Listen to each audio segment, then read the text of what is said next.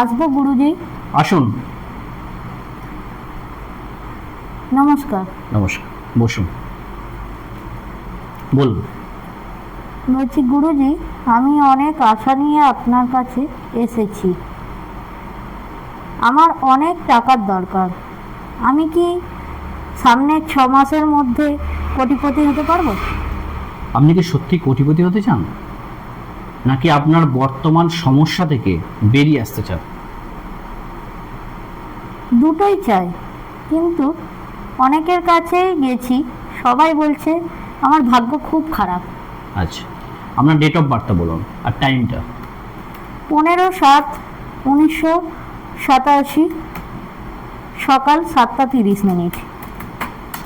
আচ্ছা, দেখুন, জন্মছক ভাগ্যের সম্ভাবনা দেখায়, কিন্তু শুধু ভাগ্যের উপর ভরসা করে বসে থাকলে আমাদের তো চলে না, বা জীবন বদলায় না। তার জন্য পরিশ্রম করতে হয়।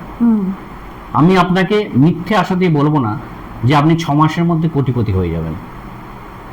তাহলে আমার কি করা উচিত? প্রথমে আপনার কর্ম ঠিক করুন, তারপর আয় ব্যয়ের হিসেব রাখুন। হিসেব ঠিক করতে হবে। যে কাজ আপনি করেন তাতে আরও বেশি করে সময় দিন।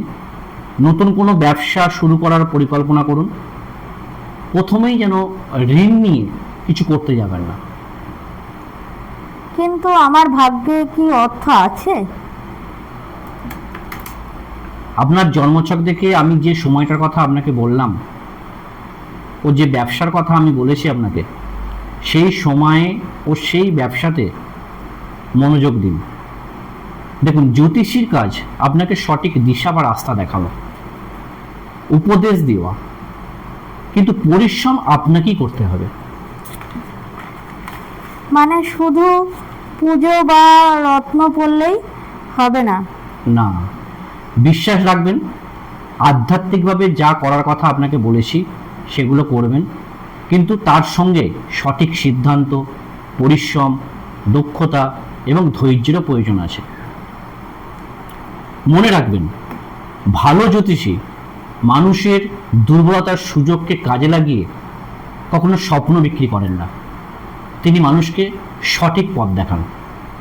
কোটিপতি হওয়ার প্রতিশ্রুতি নয়, অন্যের জীবনকে সঠিক পথে এগিয়ে নিয়ে যাওয়ার পরামর্শ দেওয়াই প্রকৃত জ্যোতিষীর কাজ। নমস্কার, ভালো থাকবেন।